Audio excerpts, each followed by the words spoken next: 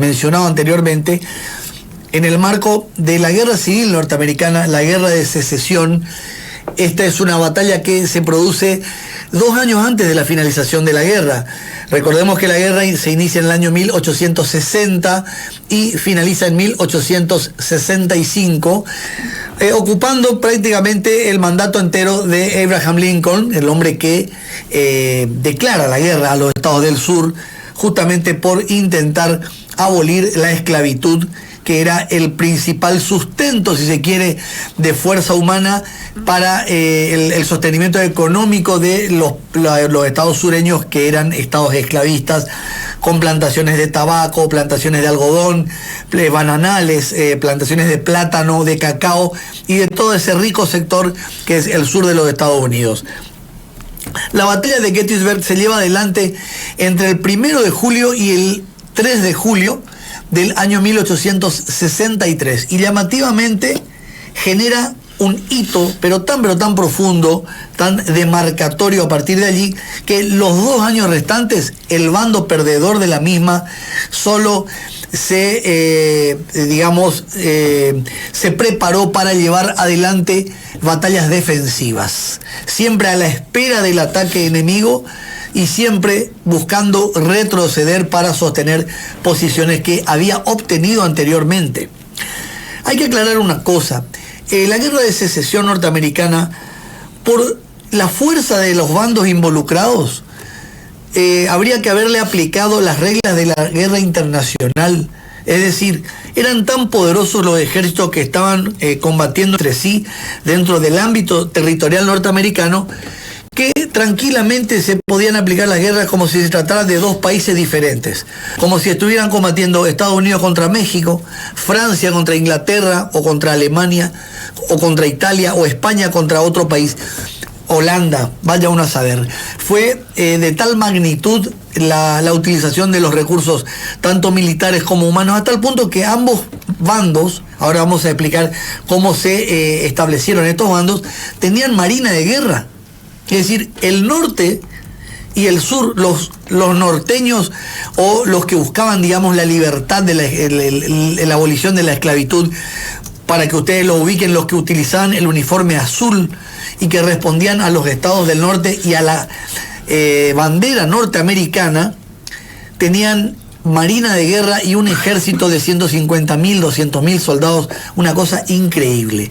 Del mismo modo, aunque un poco en menor entidad o en menor, digamos, aptitud cualitativa y cuantitativa, los confederados, es decir, los que vestían el uniforme gris y que respondían al presidente Jefferson Davis, a diferencia de los que respondían a Lincoln, y que habían establecido la capital de la llamada Confederación de los Estados Unidos en Richmond, que es la capital del estado de Virginia. Para los norteños se seguía manteniendo Washington como capital de los Estados Unidos. Bueno, a lo largo de los 3 primeros años de la guerra había crecido enormemente el mito de un gran militar. Estamos hablando del general Robert Lee, que era el líder, el comandante en jefe de las fuerzas grises, es decir, de las confederadas.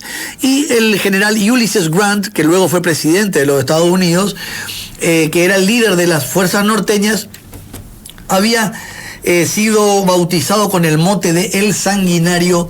¿Por qué? Porque hacía uso masivo de la cantidad, es decir, de la fuerza numérica. No le importaba la cantidad de bajas que el ejército del norte recibiese en cada contienda, en cada batalla.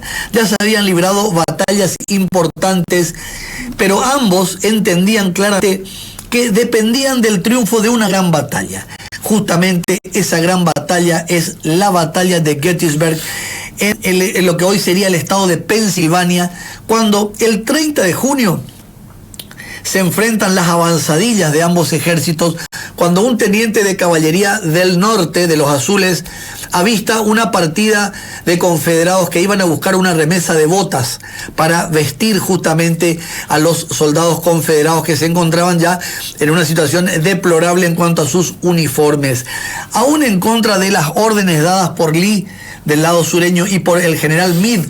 ¿Por qué? Porque Grant había sido desplazado para el mando de esta batalla por Lincoln, lo cual generó una gran disputa interna que luego se arregló después de esta batalla. El general George Meade tampoco se encontraba, al igual que Lee, se encontraban en el terreno y habían dado la orden de que no se genere ningún tipo de enfrentamiento antes de la batalla central. Bueno, este enfrentamiento se produce. Un teniente de caballería, como lo dijimos, arrojado, ataca esta partida, esta columna de confederados, y rápidamente ambos bandos dan aviso a sus estados mayores de que el enemigo se hallaba cerca. Efectivamente, el 1 de julio de 1863, en la llanura de Gettysburg se enfrentan los dos grandes ejércitos. 83.200 soldados de la Unión contra 75.000 soldados del ejército confederado. Meade contra Robert Lee. 80 cañones de la Confederación, de los azules contra 150 de la Confederación. Los dos primeros días de batalla fueron bastante parejos. Si bien es cierto que los del sur tomaron la iniciativa, ¿por qué? Porque estaban envalentonados por varios triunfos que habían obtenido previamente, toman la iniciativa y atacan, y allí es donde se produce un gravísimo error por parte del general Lee, que ataca el día 3, que es el día definitivo.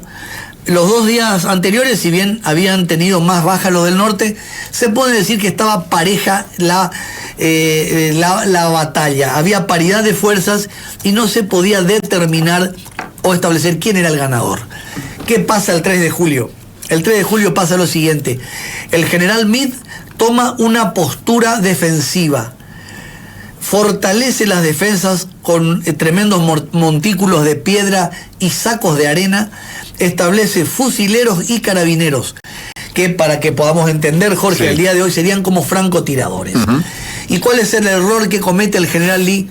Ordena la famosa carga del 12 de Alabama, el ejército del general Pickett, quien avanza con 12.000 soldados de caballería a campo abierto, intentando reducir las enormes y fortificadas defensas de la Unión. Efectivamente, fueron totalmente blancos de los disparos de los carabineros y de los fusileros, quienes, más la artillería del norte, que si bien era menor en cantidad, era superior en potencia de fuego, terminaron destrozando la columna de Pickett, que pasa a la historia como una de las últimas cargas de caballería romántica, digamos, campo abierto contra una defensa totalmente fortificada de piedra, de sacos de arena y de soldados escondidos que no podían ser de ninguna manera afectados por el fuego de quien atacaba.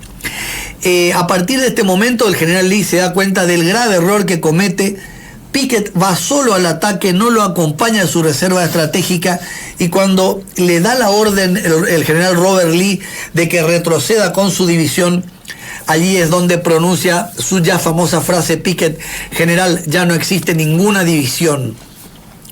Retrocede como puede, se conforma, se reconstituye el ejército de Lee, y allí Lee se da cuenta que de los 12.000 soldados de Pickett habían fallecido 8.000, una cosa increíble.